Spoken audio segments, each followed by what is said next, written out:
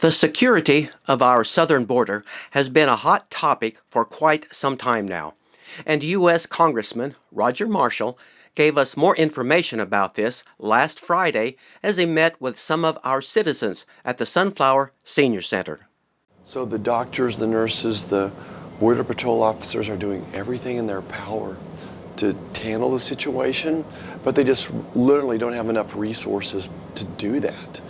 You know, every day 5,000 people are crossing the border illegally, and it's not like the Border Patrol is out catching these people. These people cross the border, they know where the Border Patrol is, they come and turn themselves in. They want to be caught. Then they'll ask for asylum, and we give them food and water and bathe them and toothpaste and a toothbrush, and the doctors examine them, and we try to do a background check on them and sort things out, but we're just overwhelmed. I was there a year ago, and it is 5 times worse would be an underestimate probably. And it's overcrowded, it is overcrowded. No different than if I brought 150 people to your county jail and said, here, take care of these people. Yeah, process them, and guess what? 10% of them are sick, so 10% of them are going to go to your emergency room and get free health care. So they're just overwhelmed, doing the best that they can. The Border Patrol reminds me a lot of police officers. My dad was a police officer. That they've got a job to do. They're supposed to enforce the law. And we don't like it when a police officer pulls us over and gives us a ticket, but we're also grateful they're out there keeping the DUIs off the roads and that they're protecting us and our kids. So that's what the Border Patrol's job is to protect us. But they're having to spend 60% of their time on humanitarian things, being a nurse, being a social worker, taking people to the emergency room. They do about 100 rescue trips every day, rescue missions, fetching people from the river, or trying to, the cartels have had a bad car wreck or something, and there's a trunk load of them in the back of a trunk that have broke their necks and legs. So they're just overwhelmed. President Trump is right. We have to build a wall. We have to do it so we can control the border. Even as a physician, I think the most humanitarian thing we could do is to control the border so people quit leaving their homes thinking that it's going to be an easy situation when you get here. So I met a young lady. She was probably in her mid-20s. She had a 4-year-old daughter with her, and she was 27 weeks pregnant. She'd left Honduras 30 days before then. She has to pay the cartel $4,000 to cross through their territory. But she spent 30 days, she was dehydrated, overheated, undernourished, hadn't slept. And when she saw us, it was like Christmas morning. And we gave her a seat in the shade, we gave her a bottle of water, took her to the processing facility, got her and her daughter a shower and a toothbrush and some soap, and attended to some little wounds that they had.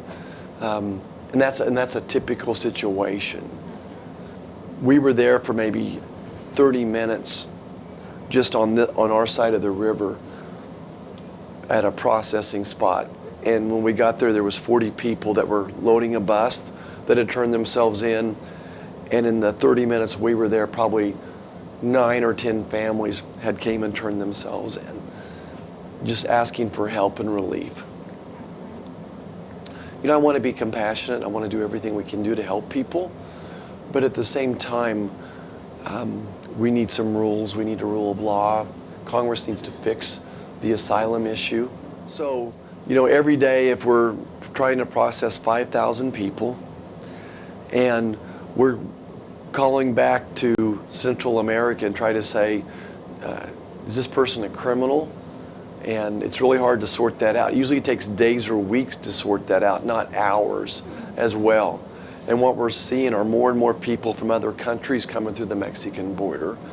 So they showed us a list of 28, 29 countries of people coming across the border. I'm going to show you that photo. People coming across the border that are not from Central or South America. They're from Africa. They're from the Middle East, all those types of things. So it's true that, so we're worried about Ebola. We're worried, are they terrorists? What are they? So this is a list of the foreign countries that they've caught coming across the border. Iran, Somalia, Syria, Afghanistan, Yemen, Albania, Bangladesh, Brazil, China, Dominican Republic, Ecuador, Egypt, India, Kazakhstan, Nigeria, Pakistan, Philippines, Saudi Arabia, Sri Lanka, Tajikistan, yeah, maybe? Yep. Thailand, Turkey, Uzbekistan. Thank you. Venezuela, Argentina, Bolivia, Chile, Colombia, Uruguay, Cameroon, Ethiopia, South Africa, Tanzania, El Salvador, Guatemala, Honduras, Jamaica, Panama, Bosnia, France, Georgia, Germany, Greece, Ireland, Italy, Kosovo, Latvia, Lithuania, Macedonia, Montenegro. Romania, Russia, Spain, United Kingdom, Ukraine, Vietnam, and Mexico. Yeah. So if anyone comes to our border and they have a child with them, they can ask for asylum. And they're guaranteed an asylum hearing. Right now we have 900,000 people waiting for that hearing. And it'll take months until you get the hearing, so we're having to release them into this country. We can't hold them for months and months to do that. So Congress needs to do its job and close that loophole. What we do know is about a third of the people that claim to be families are not families, that they have someone that's not really their child there.